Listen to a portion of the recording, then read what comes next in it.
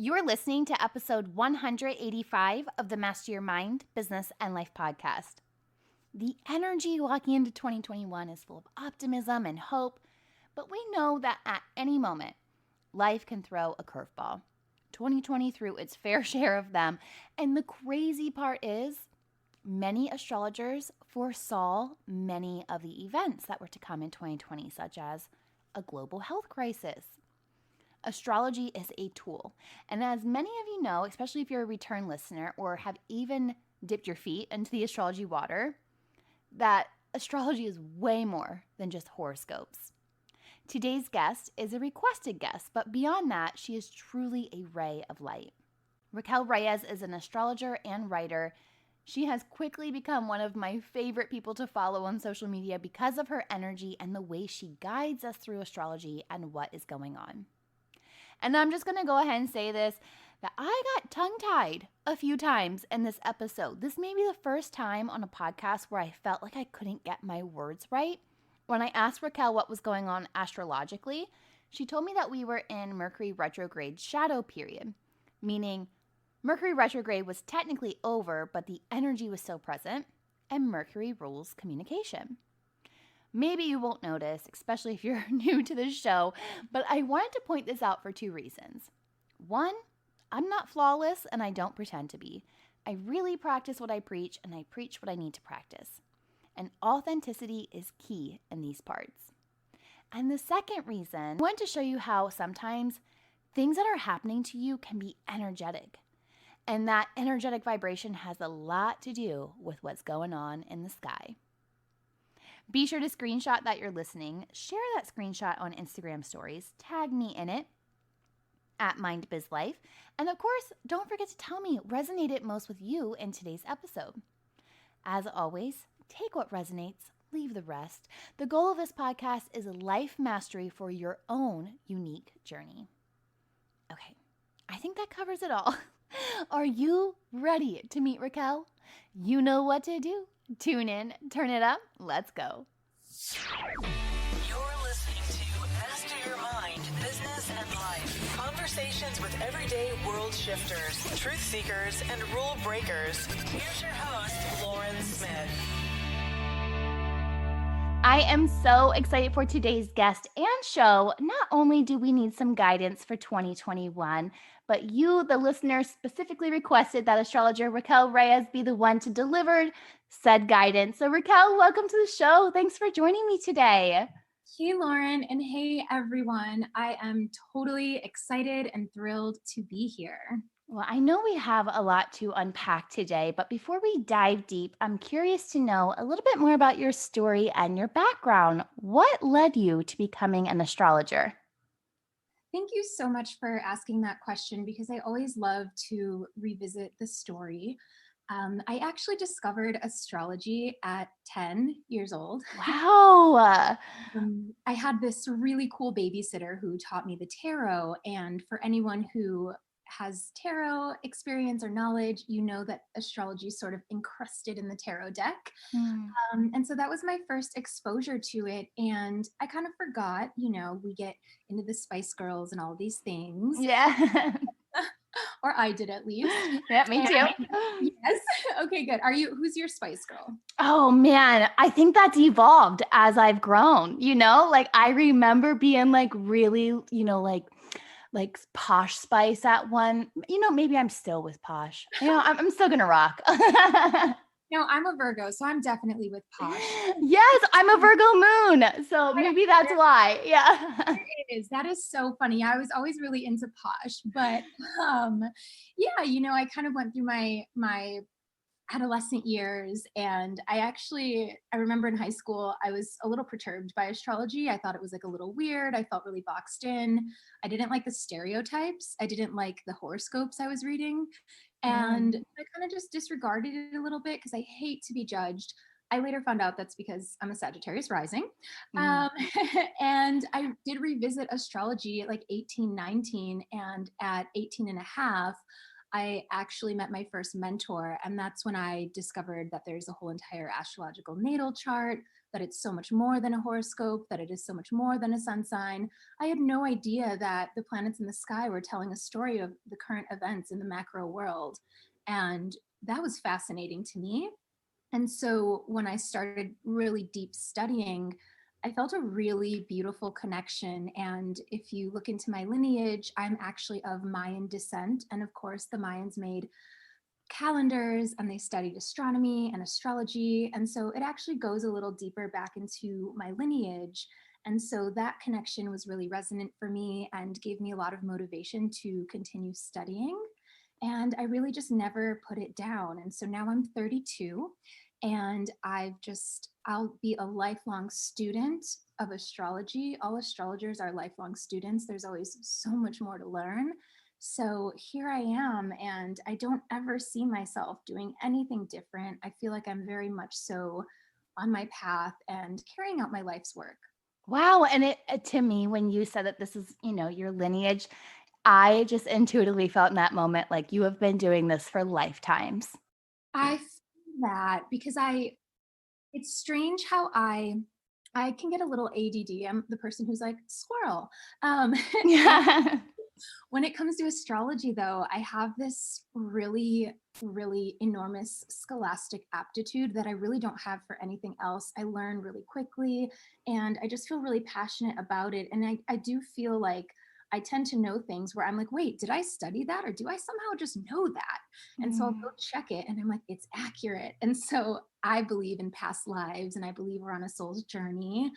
And so I would have to agree with you about the many lifetimes as an astrologer. Oh, that's so cool. And color me curious, but you said your sun is in Virgo and your Sag rising, so your moon is?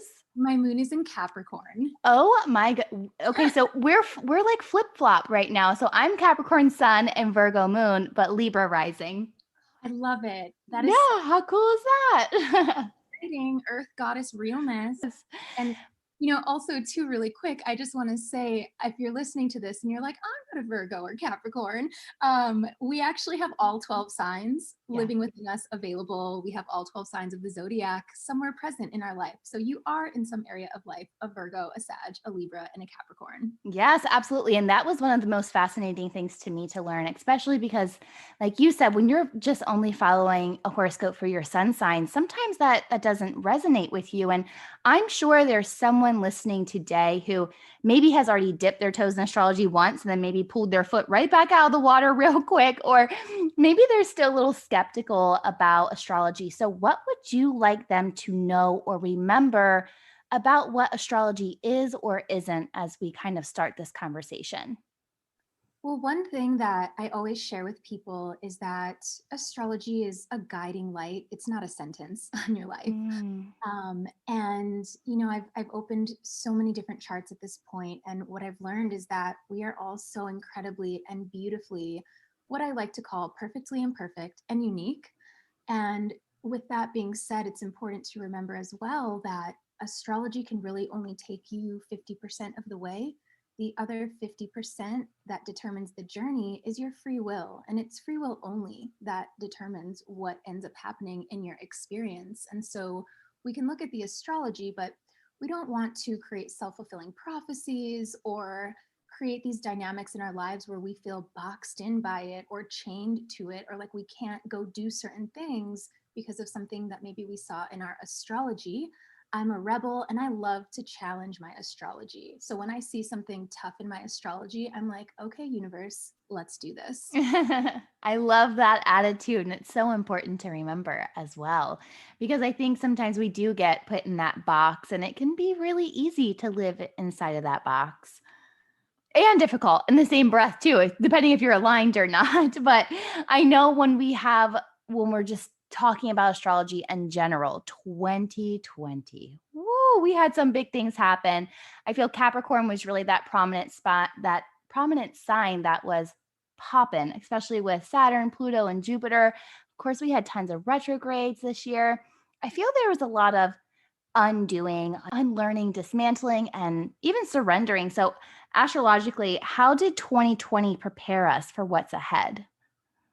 That's a great question. And my moon is actually 25 degrees Capricorn. So the Capricorn pileup has quite literally been on top of my moon sign. So I've actually been feeling these energies in my micro as they're happening in the macro. So it's been a really interesting experience for me. And with that being said, it's totally been a dismantling. It is really setting us up for the new earth, which is the age of air. So we are closing out an almost 200-year cycle of earth and moving into an almost 200-year cycle of air. And this is a huge, huge shift. And so anytime that we're at the end of a massive shift, where we're talking centuries, it only makes sense that things sort of crumble and fade and change and are, like we're saying, dismantled, because what we're doing is we're essentially preparing for this new earth. And the new earth actually begins here in 2021. It's the great conjunct on December 21st. Ooh, tell us more about this. This is really interesting to me because that feels like a lot. Like if you take a step back and you're like, oh, 200 years and now it's all kind of shifting. That's a lot. Yeah. So basically, the age of earth, we think of the earth signs, right? We think of what we can touch, see, feel, the material world. And if we look back into history in the last 200 years, we can see that that's really when capitalism and the patriarchy came up and was on the rise. And so the earth signs are about, financial stuff and money stuff and equity and things of that nature. And that's sort of a darker topic in a lot of ways. And so when we move into the age of air, well, air element is all about ideas, communication, the collective. It's really about like mental activity and even rules the internet. So it's really interesting to me that moving out of the age of earth, we have a lot of people taking their businesses from every day going into an office onto the internet. Yes. And funny enough, the internet is actually in its Saturn return right now. Ooh, tell us a little bit more about that because I think some people may not know what a Saturn return is. So a Saturn return, everyone has this when you are between the ages of 27 and 30. It is an astrological rite of passage, but essentially it is designed to catapult you from youth to adulthood, whether you're prepared for that or not. Astronomically speaking, Saturn takes about 29 and a half years to orbit around to get to the same exact place that it was at the exact moment of your birth. So that is the Saturn return. And so essentially a Saturn return is when you break out of the constructs imposed upon you and you get to become who you really are. And so the fact that that's happening for the internet is essentially a rebirth of the internet, how we use it. I think we can all safely say the internet has been a new layer of human connection and our social life. It's no longer just popping on really quick to, throw up an AIM away message. This is how we're meeting our future partners. This is how we're meeting our best friends. This is how we're conducting business. So this is a really big shift in how we all use the internet globally. Wow, that is so fascinating and not even something I was consciously thought about because you and I, we're part of that generation where technology, internet in our homes really started with us. Like, I don't know about you, but we had a computer room. Oh Like, my gosh, you had a computer room. Me too. yes, yes. And it's like, I feel like that's not a thing these days, right? Not. Like, No, that's not a thing. I had a computer room and I remember I wouldn't ever be able to get on AOL because my stepdad would be on the phone and we'd Yes. fight over it. My mom would be like, can you guys not? I'm like, I need to get on the internet. And he's like, I need to make a call. I remember always having that dispute. And I remember trying to explain that to my, Gen Y little sister. And she's like, what are you talking about? Why would you guys have that issue? And I'm like, oh God. Yes. My daughter asked me the other day, she was like, Mom, did you have this app when you were a kid? And I'm like, no, we didn't. Aww. No, we didn't have apps. Really sorry to break it to you, but we had this when you logged onto the internet and just patience in itself. The internet in itself, we used to have to sit there and wait to log on, wait for it to dial up. You had to wait for someone to get off the phone so that you could connect. And now it is so fast that we tend to get a little bit more frustrated if Instagram doesn't it doesn't open, or we have an app that force closes, we almost forgot that once we really had to be more patient with the internet in general. So, how crazy that even the internet is going through a transformation. Yeah, and it's funny as well how the internet's Saturn return and what we're talking about here with, we used to have to wait and things would take a long time and now they're really fast. That's also really representative of the shift from the old earth, age into the age of air. Wow, interesting. And so the age of air, what more do we have to look forward to? Because I feel like since we are in this shift, there's still a lot more to be navigated. It's not just so easy as turning on and off of a light switch, right?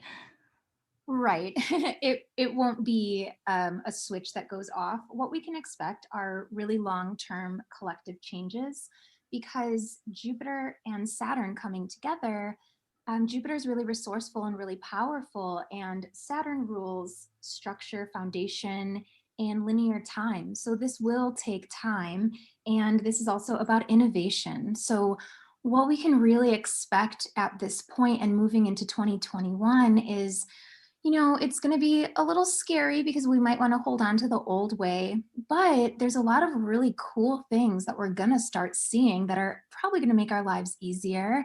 There's going to be a lot of, like I said, innovation, and there's going to be a lot of creativity that we can expect. And so this is a really great time to focus on your ideas, focus on the stuff going on mentally that you have, because money, of course, is a resource, but what we're going to find in 2021 is that our greatest resource is actually our mind.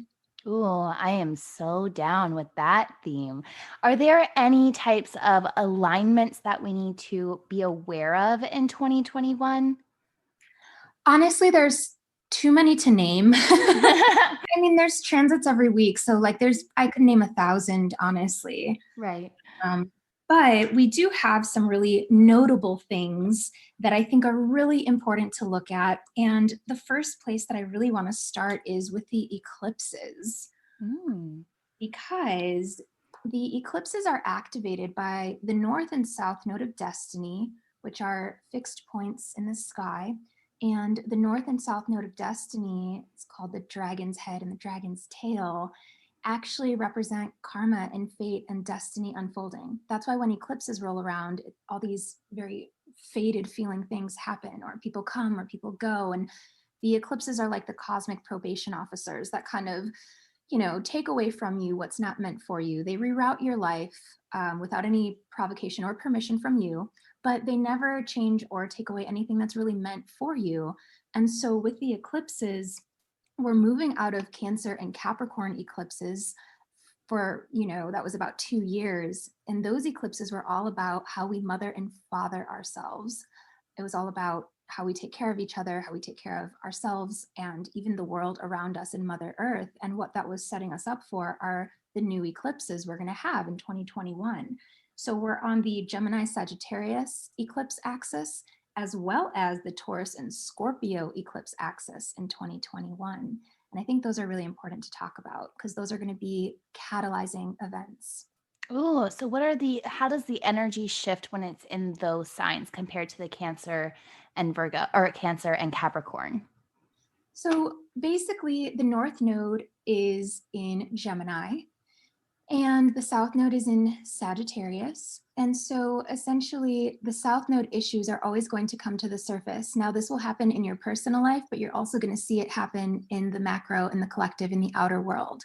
And so we always just want to pay attention and remember it's as above, so below. It's the inner world and the outer world working in a symbiosis.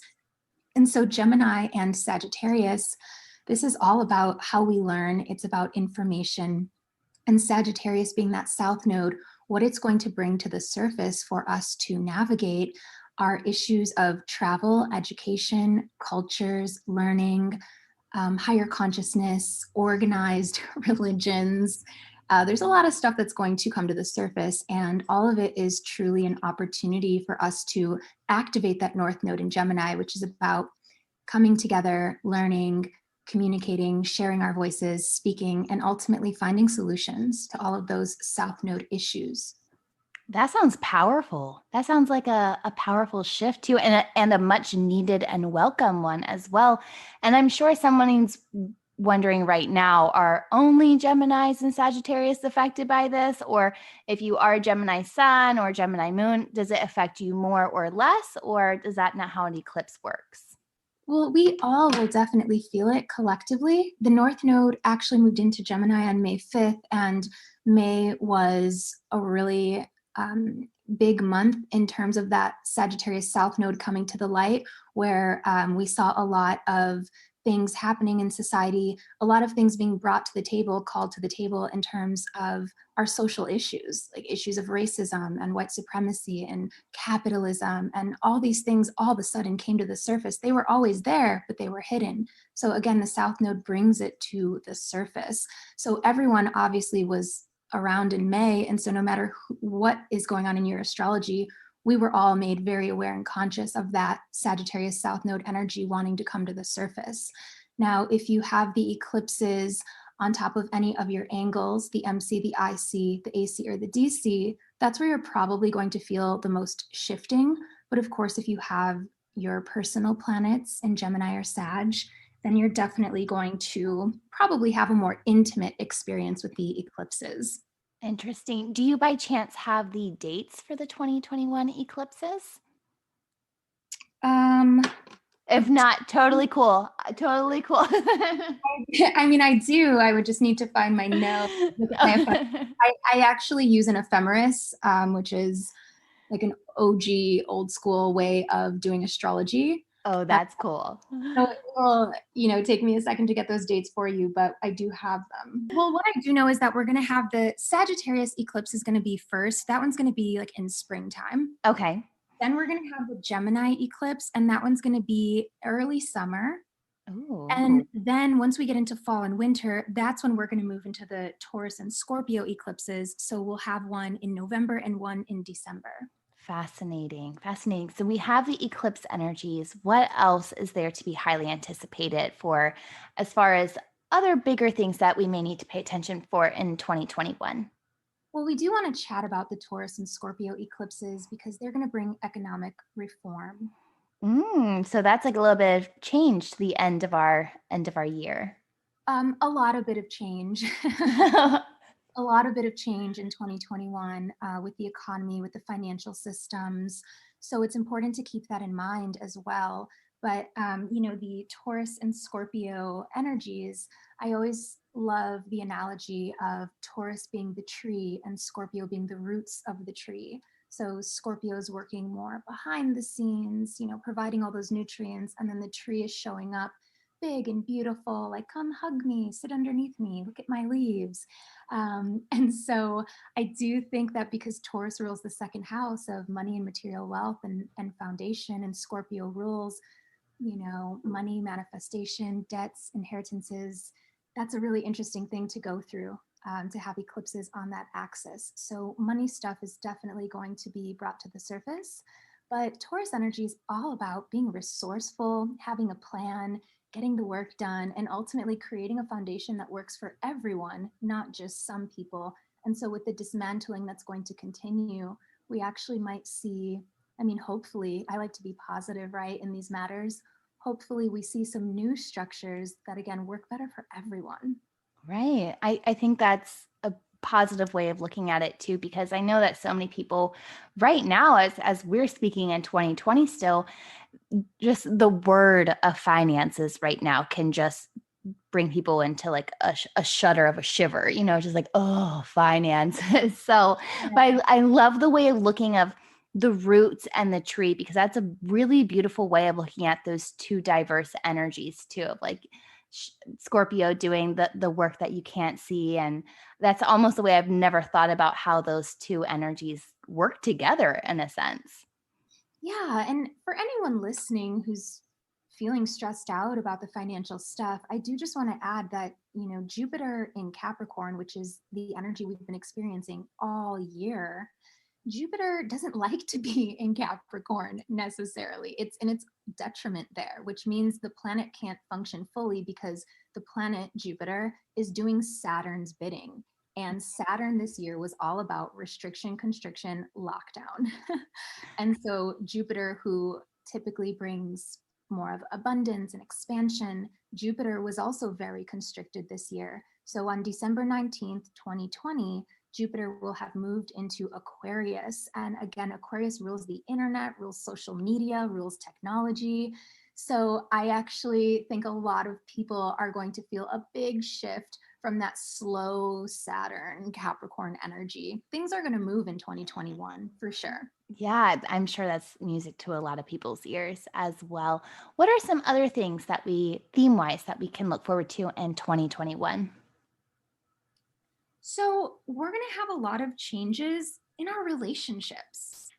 Ooh, go Yeah. on. So I'm sure everyone has noticed this year has definitely changed romantic dynamics, friendships, community, and even our relationship with ourselves. And so as things are changing in the world around us, we're also being invited into a space to recalibrate how we relate with one another. Mm, And I absolutely love it because, there's a lot of, especially in the dating world, right? It's tough out there. yeah. And I think that, with the way that we've all been sort of asked to not socialize and we've been asked to kind of stay home and things of that nature, I think what's happening is that for a lot of us, as we move through 2021, I think we're all going to have a lot more gratitude for each other. I think a lot of us are going to feel more open to love and more open to connection in 2021.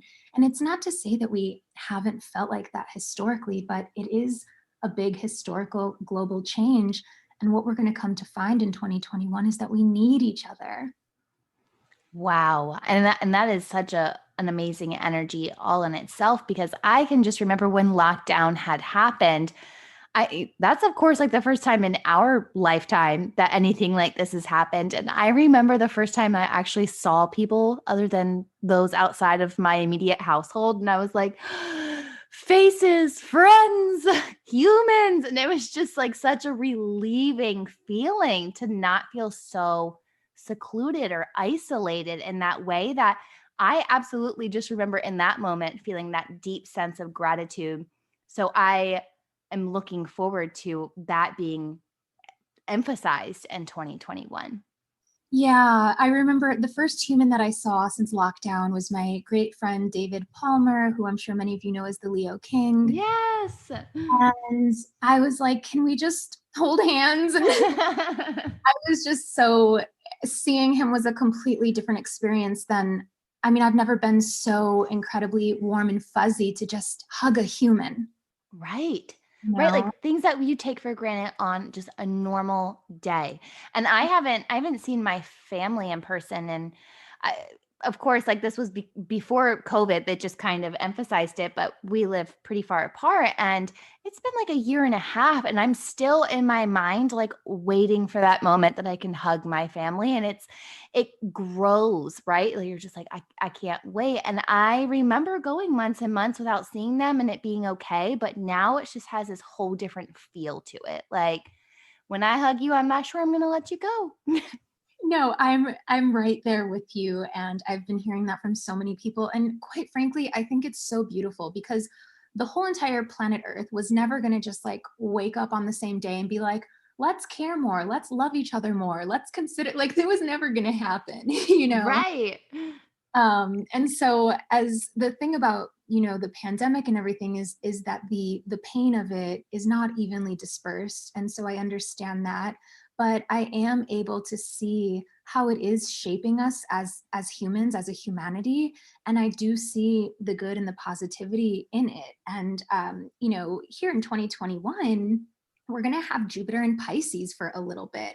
So Jupiter is going to move into Aquarius, like I said, December 19, 2020, but it's going to dip into Pisces May 13th through July 28th. And that's going to be a really deeply spiritual time for everyone. So I think we can also expect that we're all going to be tapping into our sense of spirituality, higher consciousness. I think that a lot of people are going to go swimming in their emotional depths, maybe for the first time ever.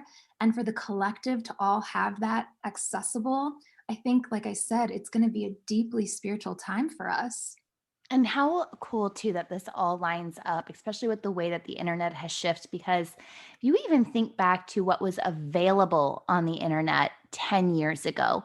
So if we're about to go through this collective heightened awareness of spirituality and digging deeper, and so many people already called 2020 like the year of the Great Awakening, right? Like our eyes have just woken up to so much. And if 2021, we really start to dig in, how amazing that we do have the tool like the internet to connect us with healers and astrologers and mystics, everyone who has this like long depth of knowledge that helps us become more aware, helps us heal, do that shadow work, the inner work to just become more aligned with our highest selves.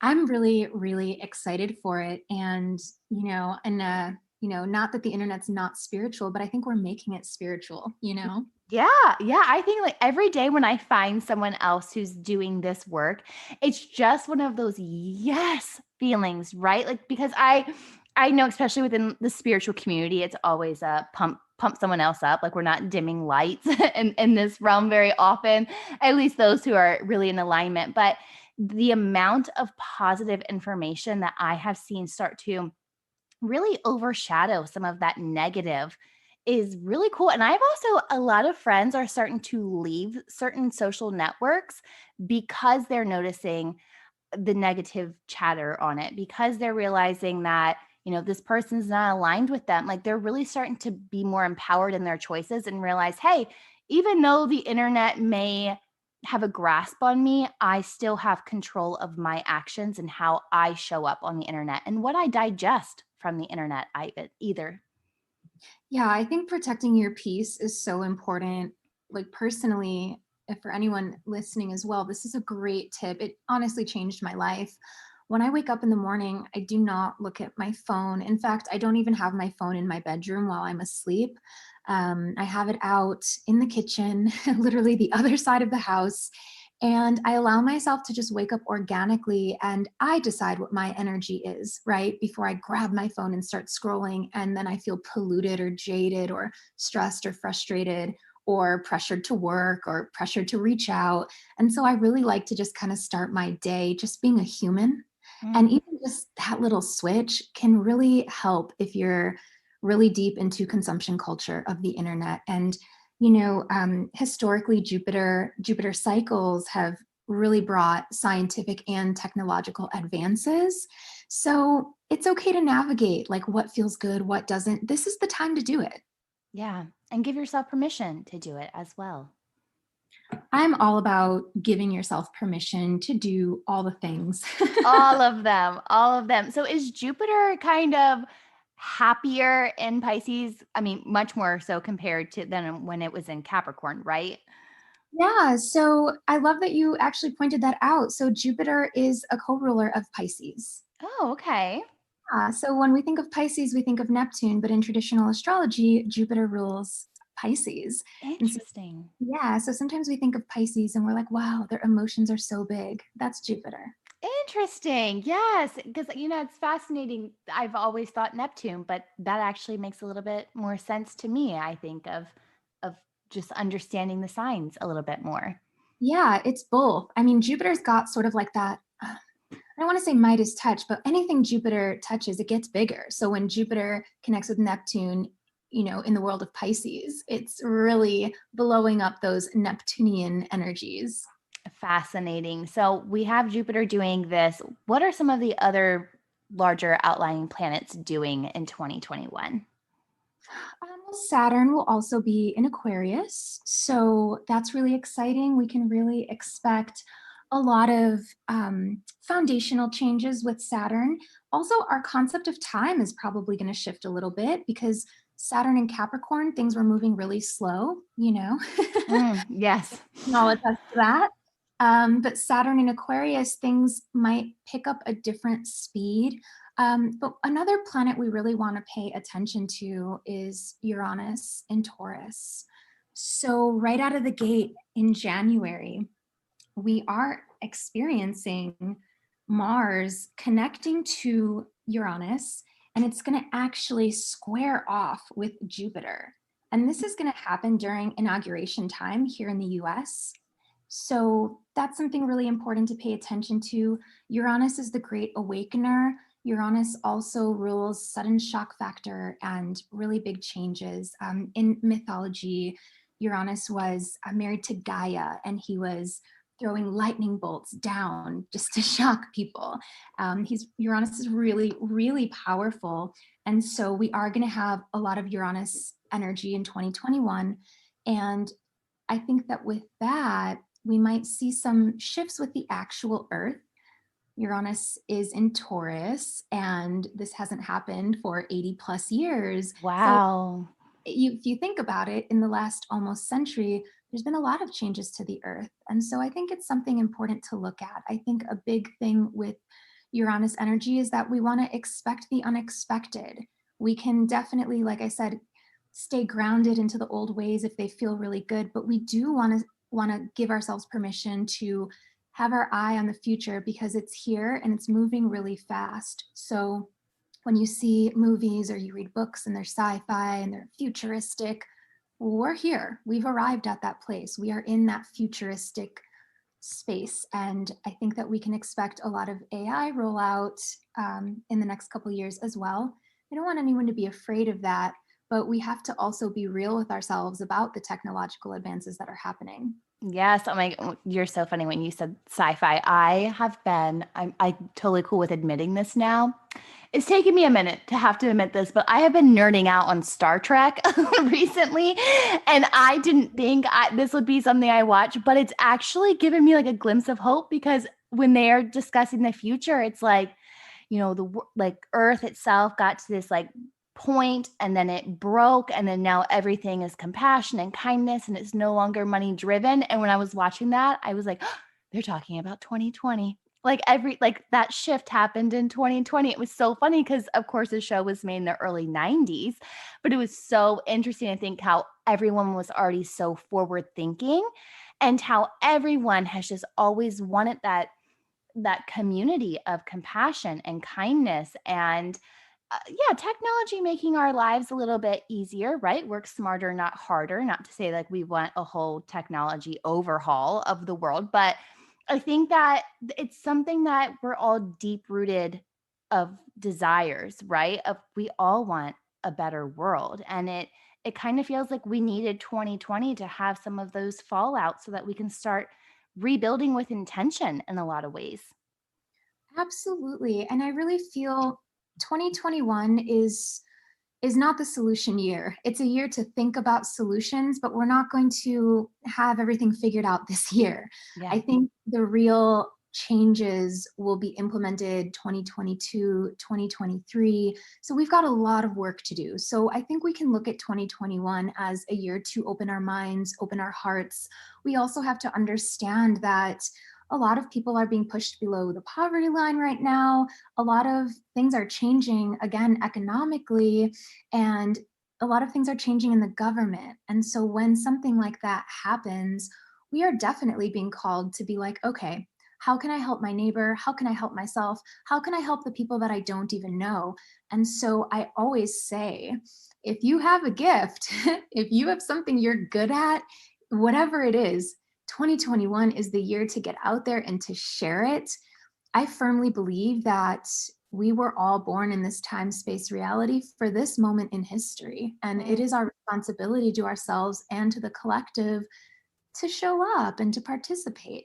Oh, I love that so much. And sometimes just recognizing your own power is a wake up call in itself.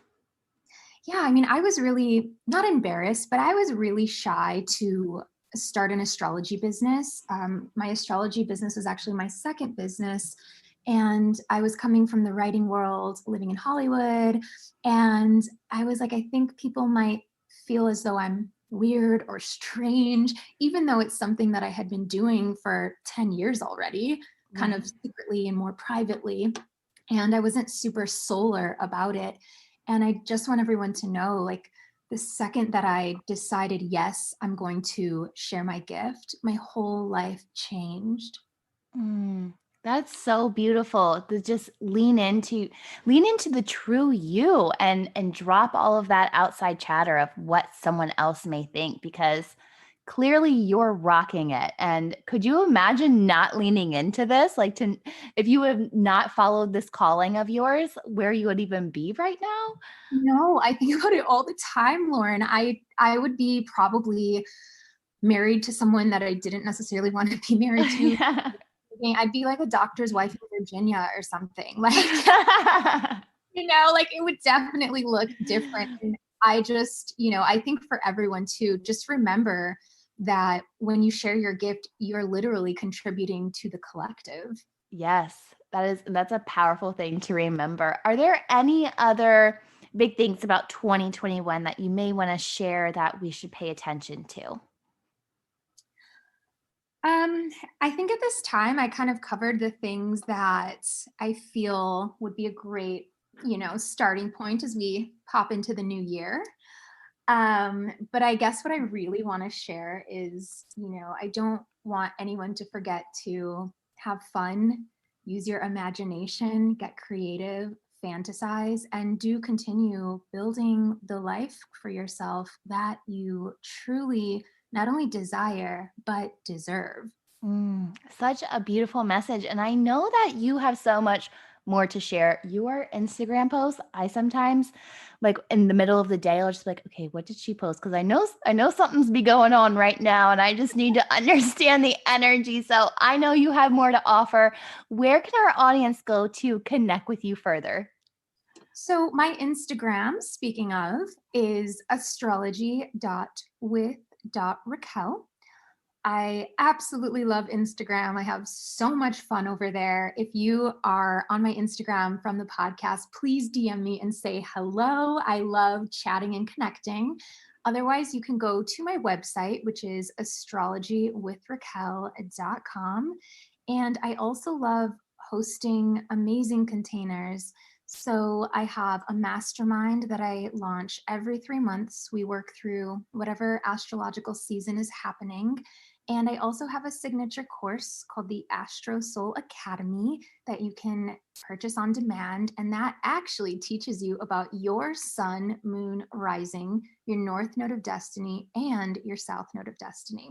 Oh, so good. And this is all such amazing things to understand about yourself. I am a firm believer that astrology really helps in the self awareness process. So, if you're kind of going through like the dark night of the soul, or you're just like, something's not working in my life, I would encourage to just lean into astrology a little bit deeper, a little bit more, and open your mind to it. Yeah, I always say astrology is a tool in the personal development path. And well, you know this, Lauren, as a Capricorn, Virgo moon, I like results. I'm a results. Yes, yes. And so if astrology didn't bring results for myself and hundreds of clients, I wouldn't be interested in it. Right. Yeah. And I can personally say, even for myself, when I started understanding it and just for me, understanding the energies more, right? Like that was such a huge piece for me, and just understanding the energies. I felt like I wasn't so blindsided by different things in life, but also I was able to give myself more permission to just be my true self and just know, like, that's just a part of me. And I need to be more okay with that and accept that about me without putting the expectation on other people to accept it. I need to accept it first. Absolutely. Discovering my moon sign changed my life. Yes. It's so fascinating for me too. I actually understood my parents more too.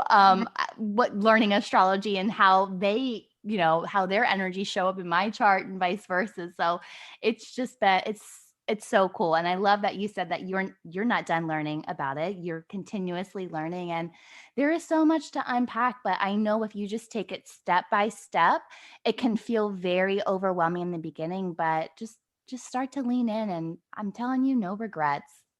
Yeah, absolutely. And I also host workshops here and there or master classes where you can come in and get some really valuable information, and you don't have to commit to, a course or a mastermind.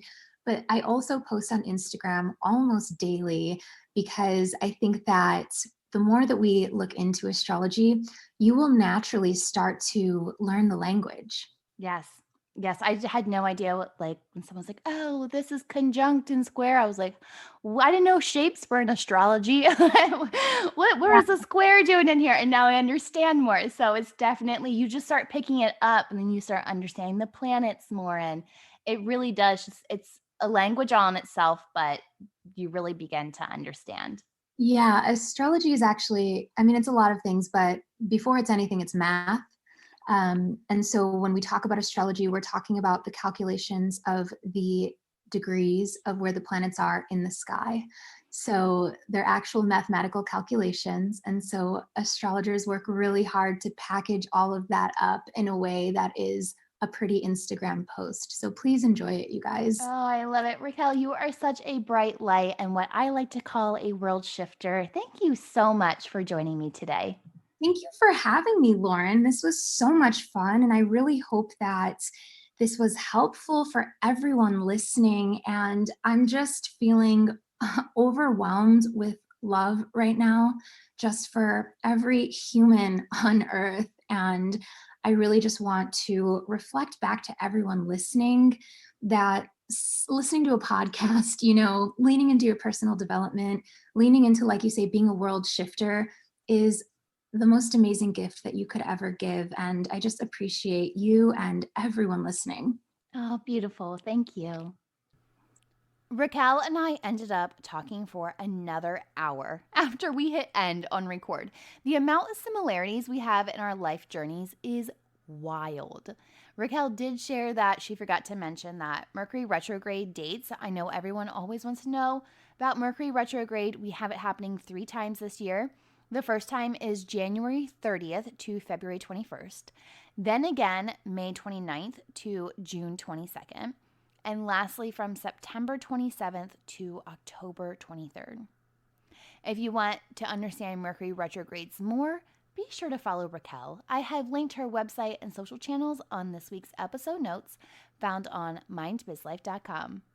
If you enjoyed this episode, share it with a friend and be sure to give the podcast a 5-star rating and review on Apple Podcasts or wherever it is that you tune in and turn it up. I'm back on Friday for another episode of Fuel Your Life Friday, but until then, remember, every level of life is an opportunity to grow. Be well, my friend.